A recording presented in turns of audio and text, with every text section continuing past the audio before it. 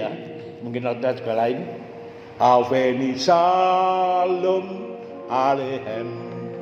Aveni Shalom Aleichem.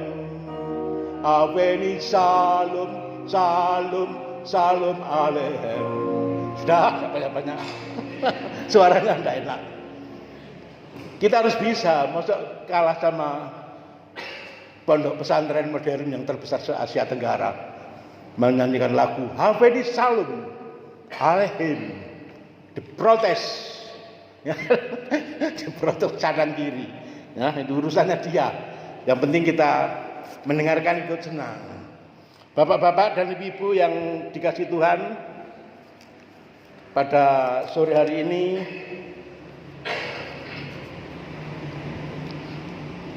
dengan perubahan-perubahan zaman di teknologi dunia maya, dalam sekejap ini banyak sekali perubahan-perubahan, ya. Banyak sekali tempat-tempat ibadat yang kosong, banyak sekali tempat-tempat ibadah yang tambah. Ya, di kawasan Timur 500 tempat ibadah tutup, nggak ada orangnya. Karena apa? Karena dia melihat kepada yang menyampaikan tugas di sana, ya, para tokoh-tokohnya selalu menjelek-jelekan orang lain, selalu ya tidak baik. Itulah konotasinya. Oleh sebab itu Bapak-bapak dan Ibu, marilah kita ini senantiasa menjaga kebaikan, menjaga yang baik dengan siapapun, baik itu tetangga, masyarakat dan sebagainya. Janganlah menyakiti. Aveni Shalom Aleichem, ya. Salam sejahtera, damai sejahtera bagimu. Kita mengabarkan dengan kasih, berita kesukaan. Salam damai sejahtera bagimu. Bapak-bapak dan ibu-ibu yang dikasihi Tuhan,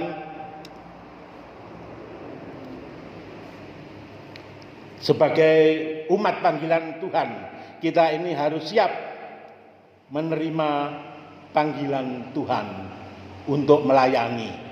Panggilan Tuhan untuk melayani karena kita ini adalah sebagai gereja Allah. Gereja Allah adalah Yerusalem baru. Yerusalem baru inilah kita melayani untuk Tuhan. Ya, siapa yang bisa pada Facebook, Instagram dan sebagainya, setiap ada kabar baik silahkan dimuat. Jangan takut-takut Bapak dan Ibu. Saya ini selalu memuat, ya. Saya muat. Ya memang ada akibatnya, mungkin ada yang senang dan banyak juga yang senang. Nah itu. Apapun kegiatan KPAR, kegiatan apapun di-share. Ya, jangan sampai ketinggalan dengan orang lain. Begitu pula kita harus menjaga diri. Perilaku kita, sudahkah kita ini sesuai dengan ajaran Tuhan? Itulah yang penting Bapak-bapak dan Ibu-ibu. Kita siap dipanggil untuk melayani, untuk mewartakan kabar baik. Sudahkah kita ini layak di hadirat Tuhan? Memang tidak ada orang yang tidak,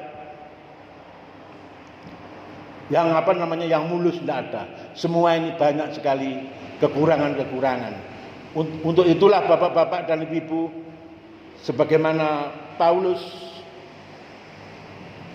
dia itu juga tugasnya tidak mudah pada waktu itu di jemaat Roma, selalu tekun di dalam doa, selalu tekun di dalam kehidupannya, dan harus tahan uji.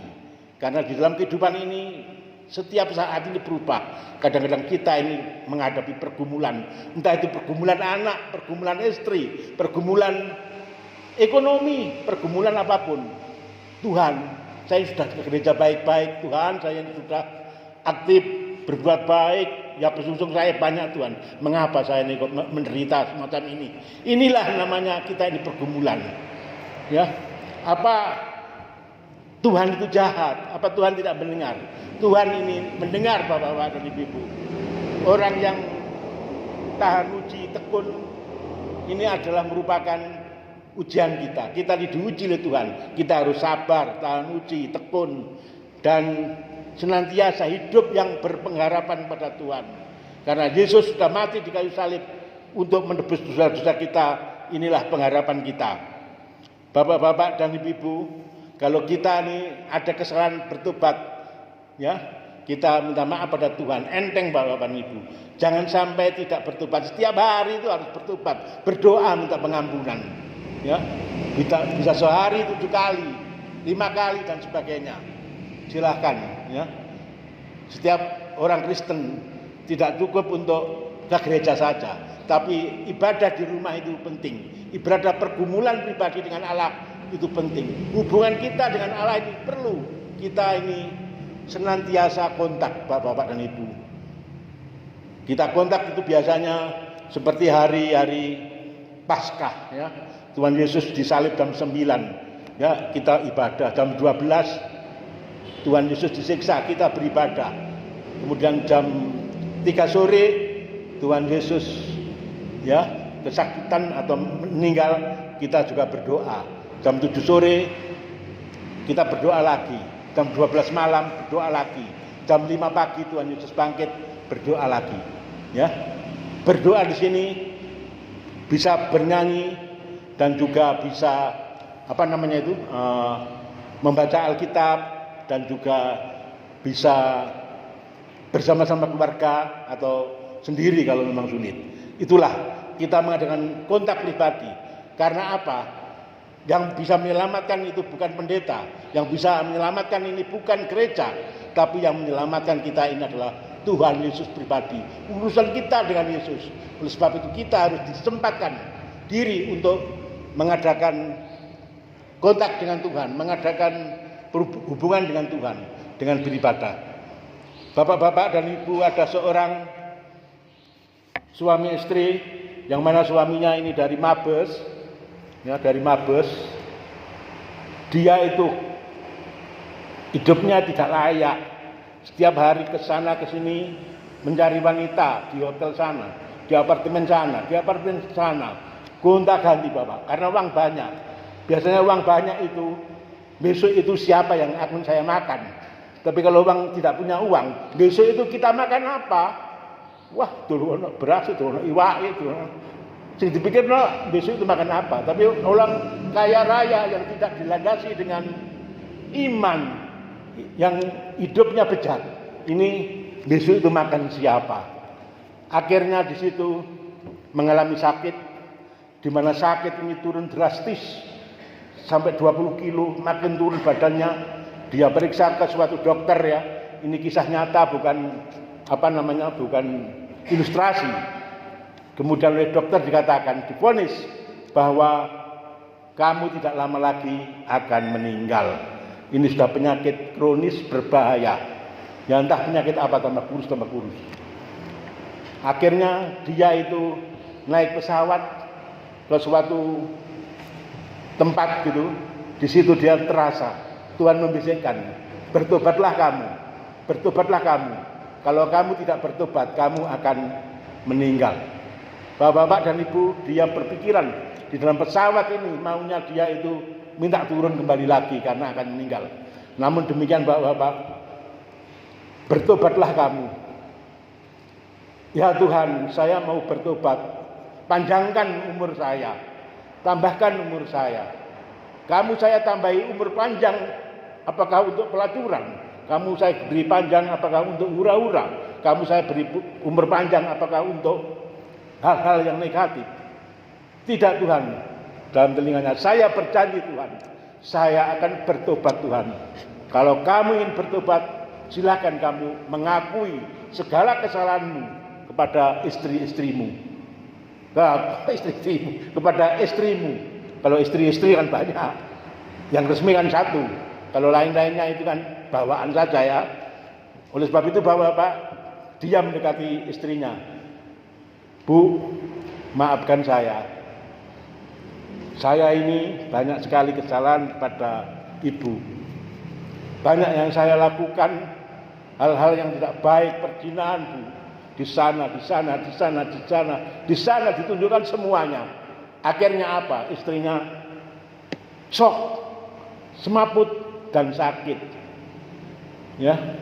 Tapi sang suami mengalami perubahan dahsyat, Tuhan sembuh dan semakin baik Tuhan. Ditolong oleh Tuhan, puji Tuhan. Sehingga dia suaminya merawat istrinya yang demikian sakit, stres, ya. Akhirnya dia mengalami perubahan perilaku yang baik.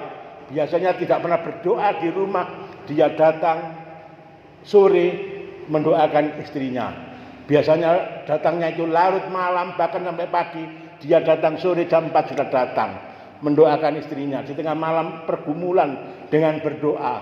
Tingkah lakunya baik dengan istrinya, dirawat dengan baik sekali. Sang istri terasa, loh, suami saya banyak sekali berubah sekarang. Ya Bu, saya sudah kapok dan saya tidak melakukan lagi. Karena ini sudah peringatan keras dari Tuhan. Karena diingatkan oleh ibu saya tidak bisa. Tapi Tuhan sendiri yang mengingatkan saya. Sehingga saya betul-betul mendapat pendengaran. Sehingga saya harus bertobat dan melakukan kebaikan. Dan hidup ini bukan untuk kita saja Bu, tapi untuk pekabaran Injil. Mewartakan berita sukacita. Setiap ada orang di sana diberitahu saya sudah berubah. Diajak ke tempat dansa, diajak ke tempat-tempat maksiat, maafkan, saya sudah bertobat. Tuhan sudah mengingatkan saya. Ini sudah bertobat, ya. Ini sudah bertobat, sudah bagus. Dan dia menyaksikan Tuhan itu luar biasa. Tuhan saya sungguh luar biasa. Saya tidak akan meninggalkan Tuhan. Ya demikian akhirnya jadi suami yang baik, akhirnya bisa menjadi contoh dan bisa menjadi menginjili orang-orang. Bapak-bapak dan ibu-ibu yang dikasih Tuhan, begitu pula kita banyak sekali kesalahan kita bertobat pada Tuhan, ya, agar kita boleh untuk melakukan pekerjaan Allah yang baik ini. Sudahkah kita ini hidup layak? Sudahkah kita ini hidup kudus? Tidak ada orang satu pun yang kudus, tidak ada orang satu pun yang layak. Tapi hari demi hari kita ini senantiasa meminta maaf pada Tuhan. Saya sendiri belum layak, belum kudus, namun setiap hari kita minta pengampunan pada Tuhan dan juga tidak melakukan lagi. Bapak-bapak dan ibu-ibu yang dikasih Tuhan, sebagaimana 2 Korintus 5 ayat 17, orang yang sudah bertobat adalah menjadi ciptaan baru. Bapak-bapak dan ibu, kita mau bertobat atau mau dibinasakan.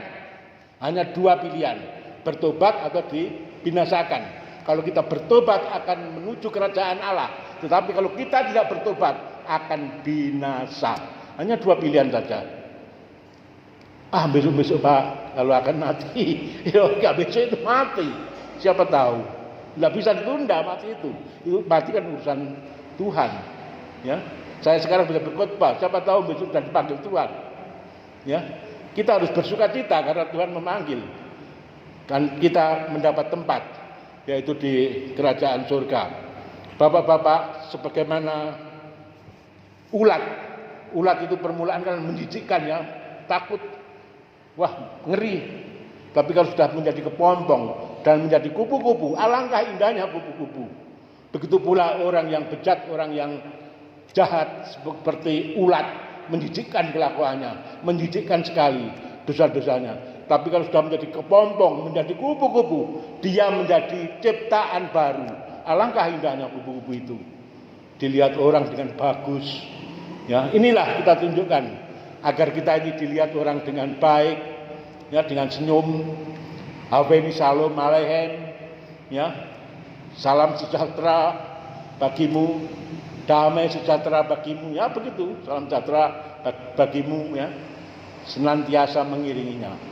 Bapak-bapak, dengan demikian di bulan kesaksian ini, marilah kita siap untuk menjadi utusan-utusan Tuhan, yaitu di dalam mewartakan kerajaan Allah.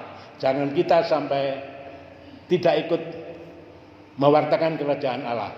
Dan bulan ini adalah bulan penutupan Gospel, kesaksian dan pelayanan pada minggu ini. Sudahkah Bapak-bapak dan Ibu mendapat kunjungan dari tim diaken? Sudah Pak Widi ya? Belum, memang tidak ada ya. Memang tidak ada ya. Walaupun tidak ada, kita tetap Tuhan Yesus itu mengunjungi kita setiap saat ya. Setiap saat Tuhan Yesus mengunjungi kita. Asal kita dekat dengan Tuhan, Tuhan pasti dekat dengan kita. Mari kita mewartakan kabar baik sehingga dunia yang di dalam kegelapan ini menjadi terang. Amin.